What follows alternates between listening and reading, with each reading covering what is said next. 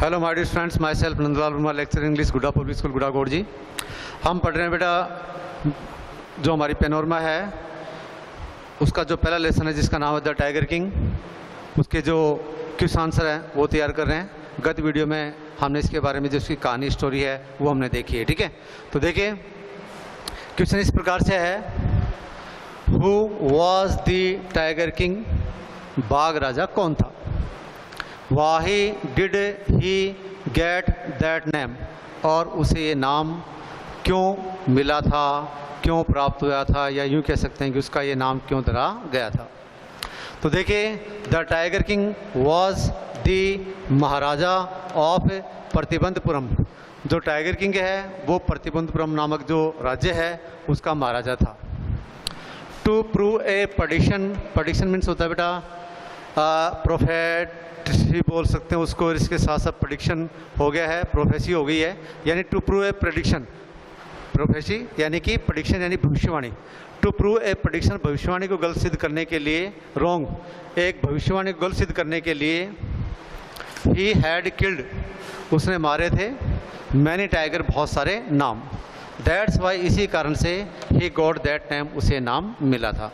यानी जो भविष्यवाणी थी ना उसके जन्म के बारे में बताया था लेसन में मैंने आपको पहले, तो उस भविष्यवाणी को गलत सिद्ध करने के लिए उसने 100 बाघ मारने का निश्चय किया था। और ये बहुत सा यानी कि 100 बाघ अपनी समझ में उसने मार दिया, लेकिन असल में उसने 99 टाइगर्स थे उनको ही मारा था, तो इस कारण से उसका नाम ये पड़ा, ठीक है। अगला है व्हाट मिराकल हैपेंड, भाई कौन सा मिराकल, कौन सा चमत्कार हुआ था। When the tiger king was, जब बाघ राजा, वाज जस्ट एन इन्फेंट, केवल एक शिशु मात्र था। तो बेटा आपको जब मैंने इसकी कहानी बताई थी तो बताया था कि 10 दिन का था जब इसका नामकरण संस्कार किया जा रहा था।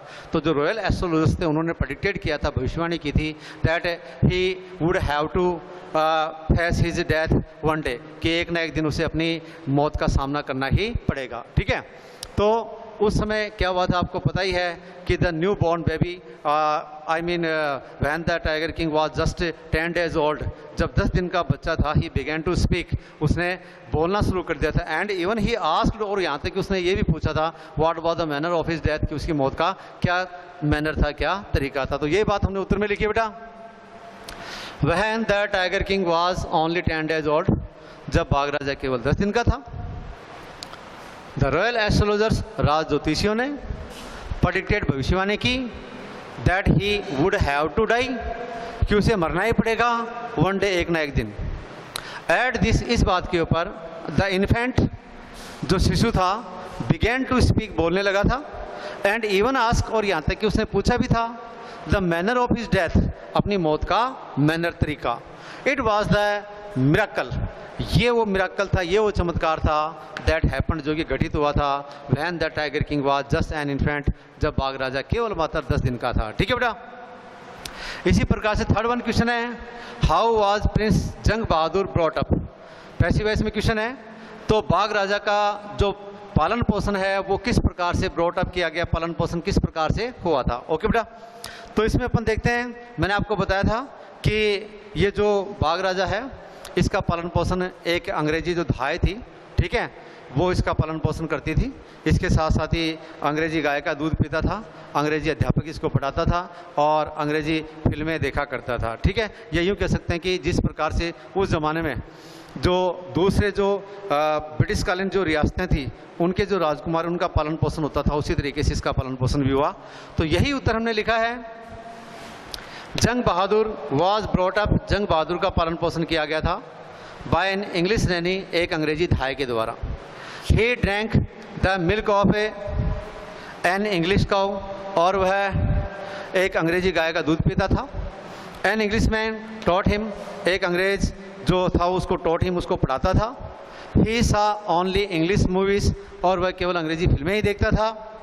इन अदर वर्ड्स, दूसरे शब्दों में कहा जाए, he was brought up exactly, उसका पालन पोषण बिल्कुल उसी तरीके हुआ था, as the crown prince says, जिस प्रकार से कि दूसरे जो युवराज हैं उनका जन्म पालन पोषण होता था। Of all other Indian states did, दूसरे भारतीय जो राज्य थे उनके राजकुमारों का पालन पोषण होता था, बिल्कुल इसी प्रकार से इसका पालन पोषण हुआ, ठीक है। आगे बेटा अगला question, you may kill even a cow, आप यहाँ चाहें तो एक एक गाय को भी मार सकते हैं इन सेल्फ डिफेंस, आत्मरक्षा में। What did this old saying mean, इस पुरानी कहावत का, ठीक है, तो इस पुरानी कहावत का क्या अर्थ था टू द टाइगर किंग, बाघ राजा के लिए। ओके बेटा, तो देखिए द काउ इज ए, तो मैंने जब आपको बताया था इसके बारे में तो बताया था कि जो राजा है वो अपनी बात को सही ठहराना चाहता था कि भाई मैं बाघों को मार रहा हूँ तो आत्मरक्षा मार रहा हूँ, ठीक है, किसी मेरा कोई शौक नहीं, यानी कि वो ये दिखाना चाहता था कि बाघों को मार करके वो अपनी खुद की आत्मरक्षा करना चाहता था, ठीक है बेटा। तो इसलिए उसे जस्टिफाई करने के लिए कहा। तो देखो क्या होता है, the cow is a sacred animal, गाय होती है वो बेटा एक सेक्रेड एनिमल होती है, एक पवित्र जीव माना जाता है हमारे देश में। To kill a cow is a sin, और किसी भी गाय को मारना एक सिन होता है, SIN सिन, पाप होता है। But a cow can be killed, लेकिन गाय है उसे मारा जा सकता है इन सेल्फ डिफेंस, आत्मरक्षा में। So there is no harm, अतः कोई नुकसान वाली बात नहीं थी इन किलिंग ए टाइगर, एक बाघ को मारने में, इन सेल्फ डिफेंस, आत्मरक्षा में, ठीक है। बाय दिस ओल्ड सेइंग, इस पुरानी कहावत के माध्यम से द किंग जस्टिफाइड, राजा है उसने न्यायोचित ठहराया था टू किल टाइगर्स, बाघों को मारना। तो बेटा इस प्रकार से हम देखते हैं कि ये हमारे सामने हमारा जो 4 क्वेश्चन है बोर्ड में, बेटा इसके ऊपर ज़्यादा नहीं लिख सकते हैं ना, तो 4 क्वेश्चन हम इसके ऊपर लिख पाए हैं। अगले जो वीडियोज़ में उसके क्वेश्चन आंसर आपको और करा दिए जाएंगे। Thank you, thanks a lot.